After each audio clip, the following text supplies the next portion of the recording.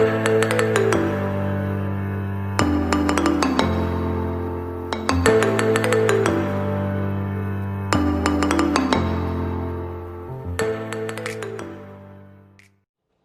Everyone, this is RG. Welcome back to our YouTube channel. तो chapter number चल रहा है 5 गैसियस स्टेट एंड अपने लास्ट लेक्चर में हम लोग मॉलिक्यूलर स्पीड्स के बारे में पढ़ चुके हैं। आज हम आइडियल गैसेस का लास्ट टॉपिक पढ़ेंगे, यानी कि Maxwell distribution curve of molecular speeds.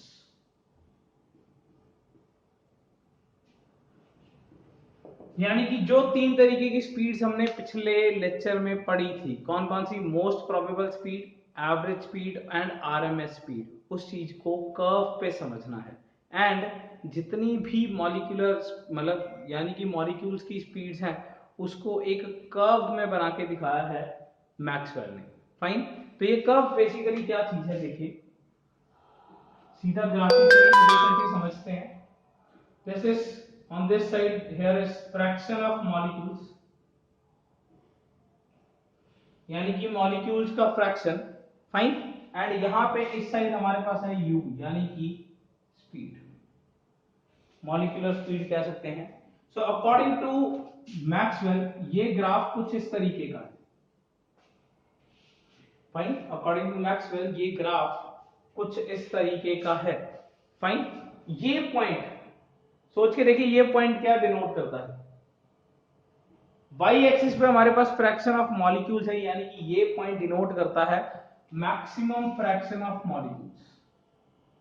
ये पॉइंट हमारे पास डिनोट करता है maximum fraction of molecules.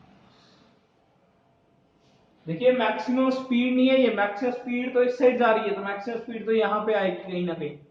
Maximum speed तो यहां पे आएगी कहीं ना कहीं। स्पीड इस साइड जा रही है, तो ये जहां तक जा रहा है इनफाइनाइट तक, ग्राफ जीरो से शुरू होके इनफाइनाइट तक जा रहा है, तो अल्टीमेटली मैक्सिमम स्पीड तो उस साइड है।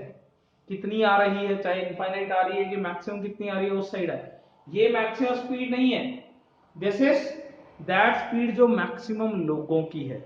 याद है ना, इसको हमने क्या कहा था? Most probable speed. फाइन। याद है ना, क्लास का एक टेस्ट हुआ है, पहले बच्चे के 10 नंबर है, 9 है, 9 है, 9 है, 9 है, फिर 8, 7, 6, 5। तो 9 एक ऐसा नंबर है जो मैक्सिमम लोगों का है। 9 एक ऐसा नंबर है जो मैक्सिमम लोगों का है, तो 9 is the most probable number. वैसे ही वो स्पीड जो मैक्सिमम लोगों की है, यानी कि मैक्सिमम फ्रैक्शन ऑफ मॉलिक्यूल्स की है, ठीक है ना, तो उसे हम क्या बोलेंगे? Most probable speed. यानी कि इसको अगर मैं मार्क करूं तो ये मेरे पास क्या है? UMP। यानी कि पीक जो है, मैक्सवेल डिस्ट्रीब्यूशन कर्व का जो पीक है, वो डिफाइन करता है मोस्ट प्रोबेबल स्पीड को। क्लियर? कोई दिक्कत? एज वी ऑल नो कि मोस्ट प्रोबेबल स्पीड जो होता है वो 2RT/m होता है, एंड ये सबसे छोटा नंबर है, ठीक है ना। UMP ratio U average ratio U RMS में ये 1:1.128 रेशियो 1.224, यानी कि इससे ये थोड़ा सा बड़ा है, तो मैं उस हिसाब से ये लगा सकता हूं कि यहाँ पे कहीं ना कहीं मेरे पास U एवरेज बन के आ रहा होगा। एंड U एवरेज से थोड़ा सा बड़ा हमारे पास U RMS है, तो मैं मान के चलता हूं कि यहाँ पे कहीं ना कहीं U RMS होगा। ये जो तीनों स्पीड्स हैं, याद रखिए मैक्सवेल डिस्ट्रीब्यूशन कर्व में तीनों को डिनोट, मतलब बेसिकली मैं कह सकता हूं कि देख के तीनों को नहीं बताया जा सकता। देख के सिर्फ एक चीज को बताया जा सकता है, वो है most probable speed. Because peak define करती है मैक्सिमम फ्रैक्शन ऑफ मॉलिक्यूल्स को, and maximum fraction of molecules का मतलब होता है वो स्पीड जो सबसे ज्यादा लोगों की है, ठीक है ना। वही क्लास में टेस्ट में 9 एक ऐसे नंबर थे जो बहुत ज्यादा बच्चों के आ रखे थे, वो स्पीड जो है वो मोस्ट प्रोबेबल स्पीड है, मोस्ट प्रोबेबल मार्क्स हैं। तो यूएमपी हम बिल्कुल इजीली ढूंढ सकते हैं। यूएमपी को 1.128 से मल्टीप्लाई करेंगे, जितनी भी ये वैल्यू आएगी, सपोज ये स्पीड 10 है, तो उसको आप 1.128 से मल्टीप्लाई करोगे तो you will get the you average point, and then आप उसको 1.224 से मल्टीप्लाई करते हो, you will get the you RMS पॉइंट। कोई दिक्कत? क्लियर? फाइन। अब हम बात करते हैं इसके मैक्सवेल के पोस्टुलेट्स की। खैर कर्व तो हमारे पास आ गई है, उसमें UMP, U average and U RMS भी हमने डिनोट कर दिया है। अब इसमें छोटी छोटी सी बातें देखिए। सबसे पहले पोस्टुलेट की अगर बात करें, speeds are ranging from 0 to infinity. ठीक है ना? अगर हमें ये पोस्टुलेट्स लिखने हैं, कहां लिखूं मैं? यहां लिखूं पोस्टुलेट्स, एक एक करके यहां पे लिख देता हूं मैं पोस्टुलेट्स।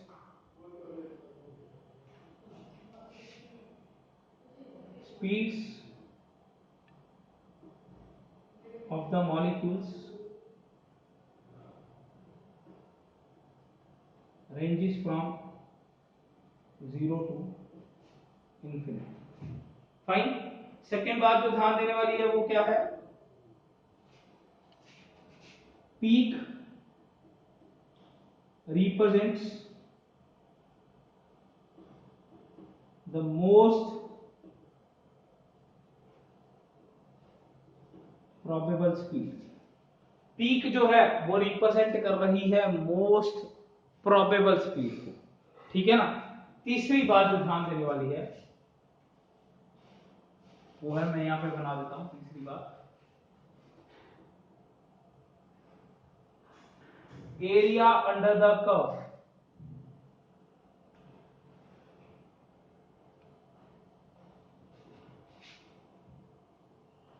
represent the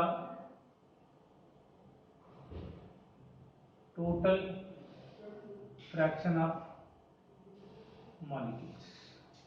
देखिए इस कर्व के अंदर जो एरिया है वो टोटल नंबर ऑफ मॉलिक्यूल्स या टोटल फ्रैक्शन ऑफ मॉलिक्यूल्स को रिप्रेजेंट कर रहा है। जैसे मैं आपको वैसे ही मार्क करके बताता हूँ। सपोज हम यहाँ पे मार्क कर रहे हैं इसे, ठीक है ना? मैंने यहाँ पे कोई U1 स्पीड मार्क कर दी है, तो ये जितना भी एरिया बन गया है, तो ये बेसिकली क्या है? ये वो फ्रैक्शन आ गया है जिनकी स्पीड U1 या U1 से कम है। ये एरिया उतना एरिया है, उतना फ्रैक्शन ऑफ एरिया है जिनकी स्पीड U1 या U1 से कम है। सिमिलरली सपोज मैं यहां पे कुछ मार्क कर देता हूं U2, ठीक है ना? तो अगर आप ये एरिया अंडर द कर्व निकालोगे तो आपके पास ये वो एरिया आएगा जिनकी स्पीड U2 या U2 से ज्यादा है। कोई दिक्कत? Clear? Total area under the curve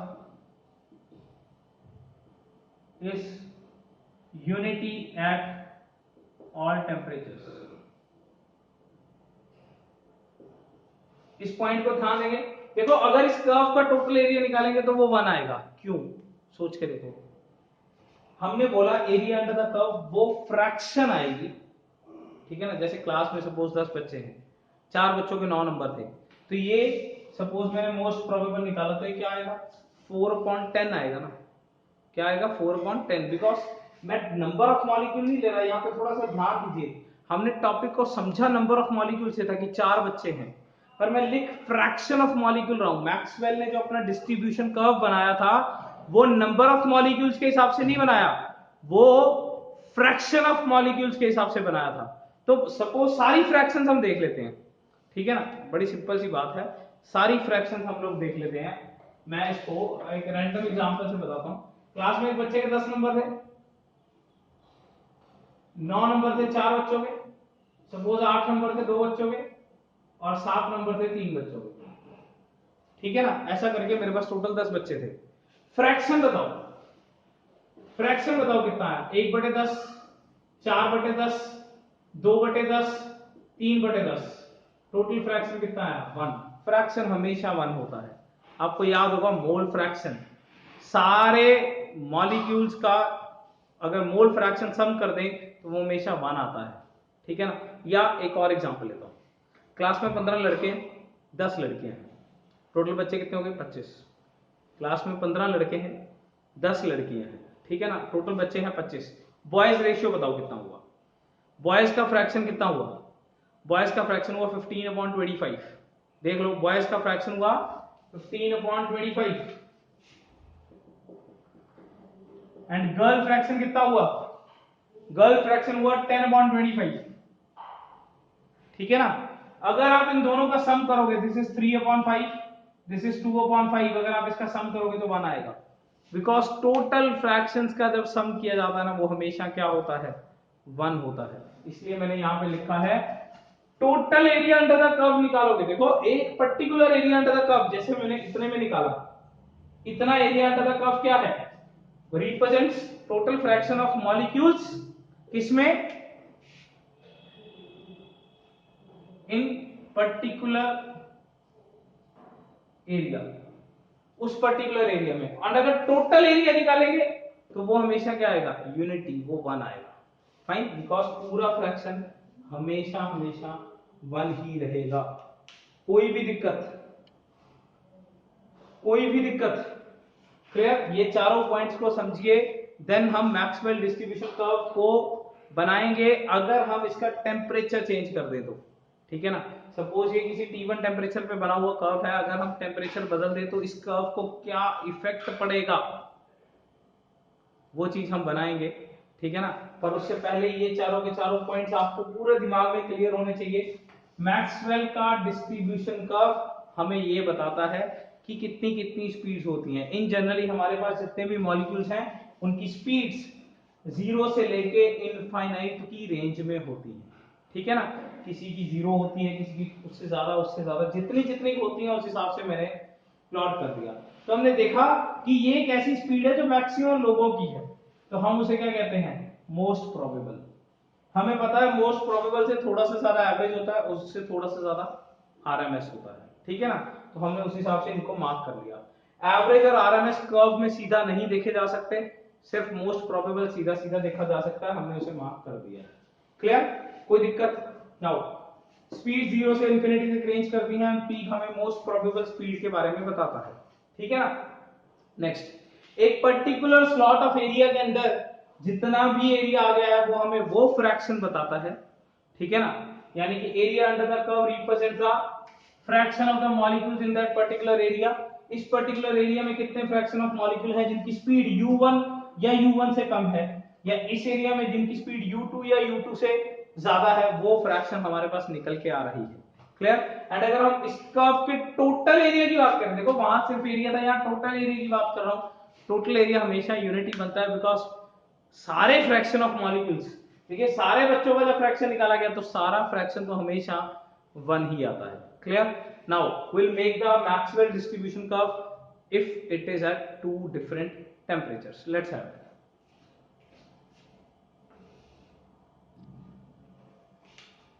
So next is Maxwell distribution curve at 2 different temperatures. Similarly जैसे पहले की तरह इस साइड हमारे पास स्पीड है, इस साइड हमारे पास फ्रैक्शन ऑफ मॉलिक्यूल्स है,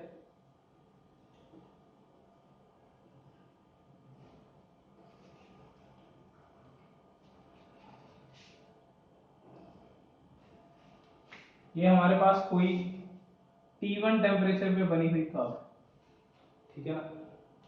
तो क्या देखा गया, वैसे आप खुद सोच के देखो, पहले तो मैं कर्व बाद में बनाऊंगा, खुद सोच के देखो अगर आप टेम्परेचर इंक्रीज करोगे तो स्पीड्स को क्या होना चाहिए, बढ़नी चाहिए या घटनी चाहिए।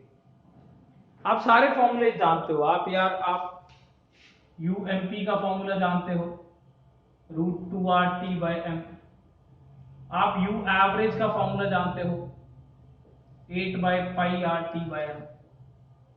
आप U RMS का फॉर्मूला जानते हो, 3RT/m। सब में ही क्या है, सब में स्पीड जो है वो टेम्परेचर के डायरेक्ट रिलेशन में है, यानी कि टेम्परेचर बढ़ेगा तो स्पीड बढ़ेगी। आप खुद सोच के देखो, मैं आपके पीछे एक ज्यादा टेम्परेचर की एक क्या लगा देता हूँ, रॉकेट, समझ रहे हो ना, रॉकेट। फाइन, ज्यादा टेम्परेचर ज्यादा तेज, जितनी ज्यादा पीछे से एनर्जी मिलेगी उतना ज्यादा ऊंचा जाएगा, उतनी ज्यादा स्पीड से जाएगा। बड़ा सिंपल सा फंडा है, कई लोग इमेजिन कर रहे हैं, तुम्हारे पीछे नहीं लगाया रॉकेट। टेम्परेचर जितना ज्यादा होगा उतनी स्पीड क्या होगी, ज्यादा होगी। फाइन, इसका मतलब अगर मैं एक टेम्परेचर T1 टेम्परेचर से ज्यादा अप्लाई कर रहा हूं तो मैक्सवेल ने बोला ये कर्व फ्लैट हो जाएगी एंड राइटवर्ड शिफ्ट कर जाएगी, यानी कि this curve will look like this is at T2 temperature and T2 is greater than T1। अगर हमने टेम्परेचर पहले से बढ़ा दिया, this curve becomes flatten and rightwards, नीचे शिफ्ट हो जाएगी, डाउनवर्ड एंड राइटवर्ड्स, नीचे साइडवेज राइट की तरफ, ठीक है ना, या कह सकता हूं पहले से फ्लैट हो गई है। अब इस चीज को थोड़ा सा समझ के देखते हैं, ठीक है ना। ये हम यहां पे आ जाओ, यहां पे मार्क कर लेते हैं, ये कोई मैंने U1 स्पीड मार्क कर दी है, ठीक है ना। ये पहले का एरिया अंडर द कर्व है एंड ये जो मैंने ज्यादा चेक मार्क कर रखा है ये अब का एरिया अंडर द कर्व है, ठीक है ना। इस पर्टिकुलर टेम्परेचर पे मतलब मैं कह सकता हूं area because of T1 is greater then area because of T2। Area under the curve T1 का ज्यादा है, T2 का कम है। इसका मतलब समझो पहले तो क्या है, ये वो लोग हैं जिनकी स्पीड U1 से कम है, ठीक है ना।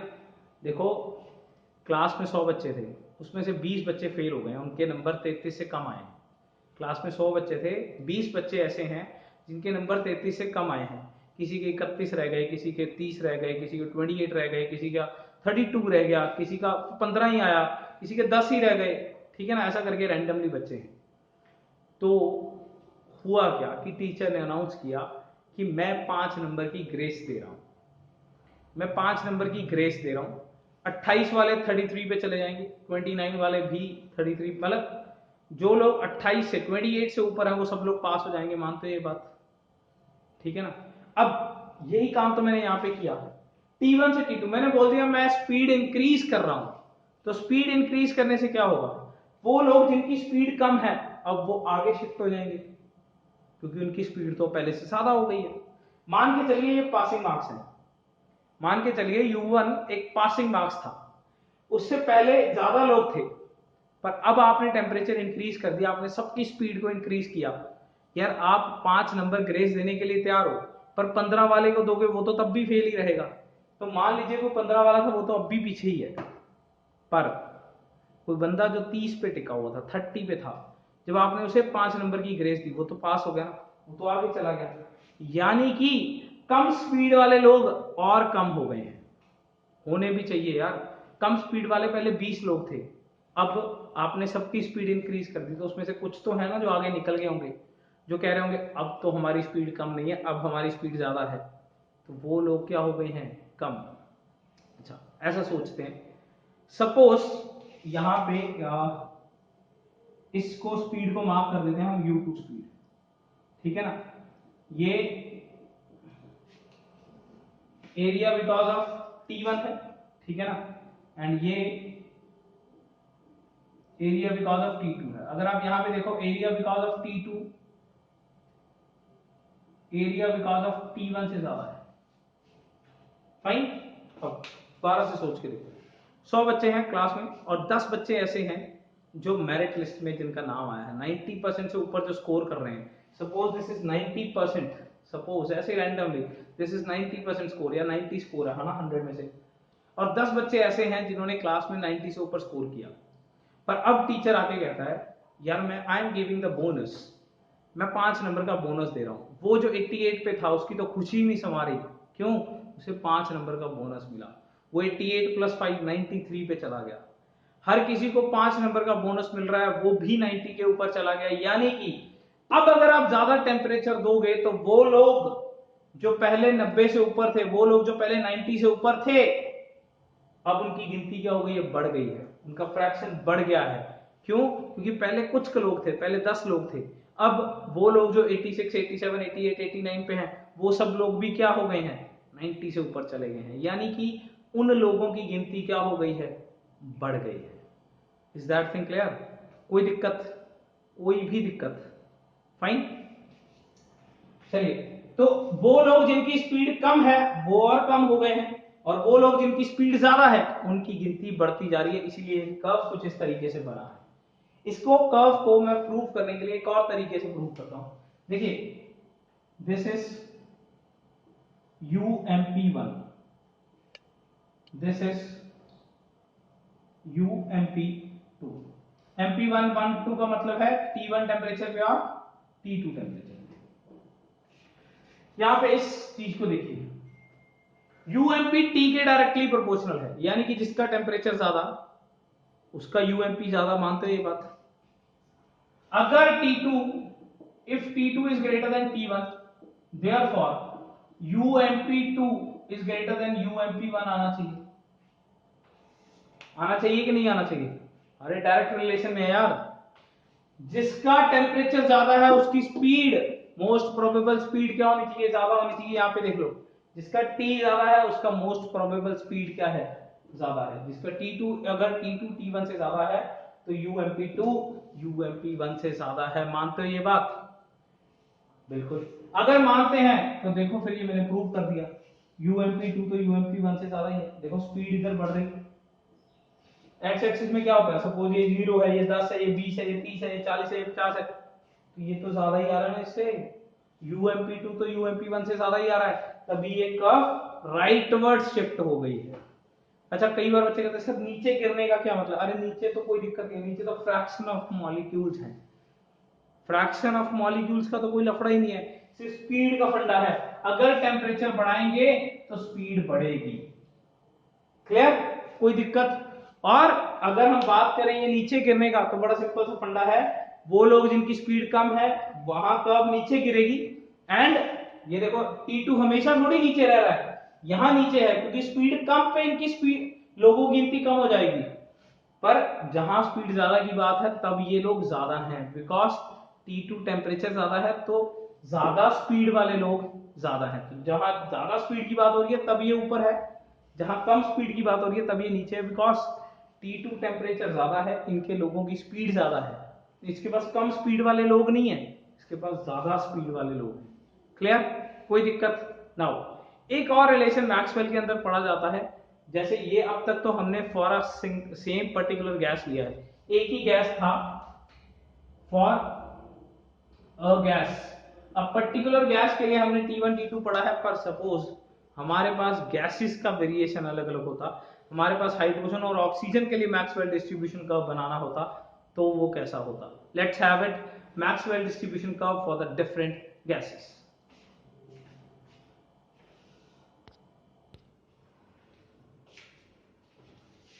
So next is Maxwell distribution curve for different gases having different molecular masses। अलग अलग गैस के लिए एंड जब उनका अलग अलग मॉलिक्यूलर मास है, ठीक है ना? फाइन। तो चलिए वही सारी चीज बनाते हैं दोबारा से। इधर हमारे पास क्या है? स्पीड है, एंड इधर हमारे पास क्या है?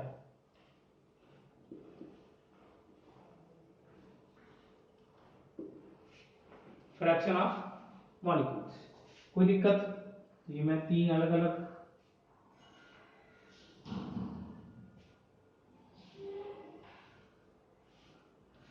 ये M1 मास है, ये M2 मास है, ये M3 मास। तीन अलग अलग गैसेस बना दी हैं M1 M2 और M3 मास के लिए। हालांकि मैं रिलेशन सीधा लिखना चाहता था, पर हम प्रूव कर ले तो ज्यादा अच्छा है। M1 M2 M3 में क्या रिलेशन है, कौन सा बड़ा है कौन सा छोटा, ठीक है ना? तो मैं आपको यार चेक करना ही सिखाता हूँ। देखो ये तो 0 से स्टार्ट हो रहा है, सब कुछ क्लियर है ना? ये तो देखो आपको पता है ये क्या है, मैं इसको UMP1 लिख लेता हूं। फॉर सेकेंड मॉलिक्यूलर मास मैं इसको UMP2 लिख लेता हूं, एंड फॉर थर्ड मैं इसको UMP3 लिख लेता हूं। मैंने आपको पहले भी बोला था, आप कभी भी डिस्ट्रीब्यूशन कर्व में RMS या एवरेज स्पीड्स नहीं ढूंढ सकते, आप सिर्फ और सिर्फ मोस्ट प्रोबेबल स्पीड ढूंढ सकते हो। हाँ, जैसी मोस्ट प्रोबेबल ढूंढी जाती है उसको 1.128 से मल्टीप्लाई कर दो, अगला मार्क यू एवरेज बन जाएगा। 1.224 से मल्टीप्लाई करोगे, आपके पास जो मार्क बनेगा वो आरएमएस का मार्क बनेगा, ठीक है ना। वो इस पर्टिकुलर पॉइंट से आगे के ढूंढे जा सकते हैं, ठीक है ना।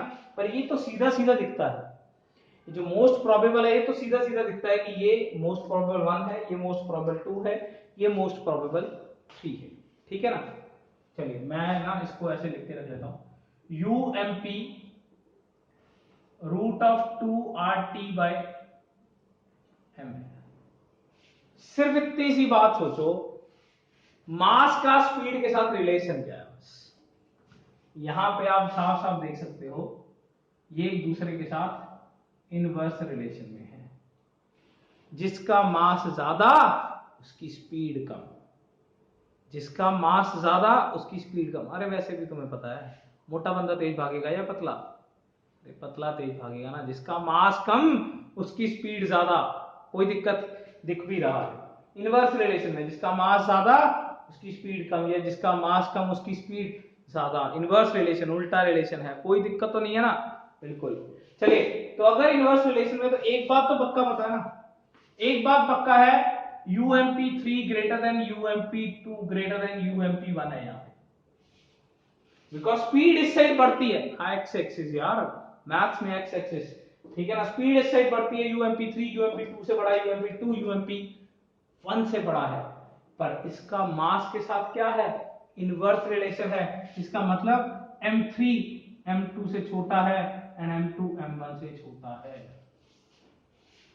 यानी कि अगर मैं आपको तीन गैसेस दूं, H2 O2 एंड CO2, तो भैया ये CO2 का कर्व है, ये O2 का कर्व है एंड ये H2 का कर्व,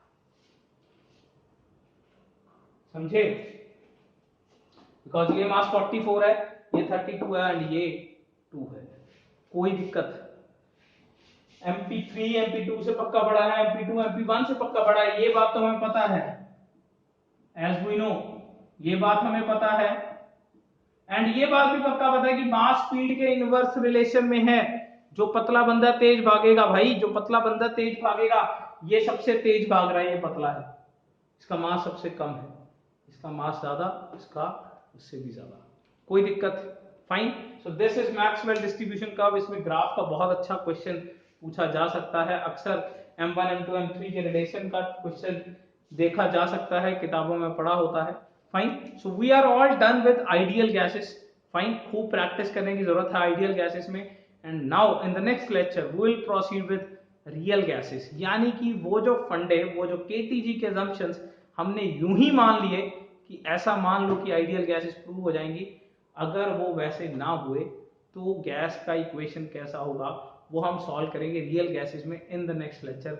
मिलते हैं अपने अगले लेक्चर में। Till then best of luck, लगे रहिए, मैं आपके साथ हूं।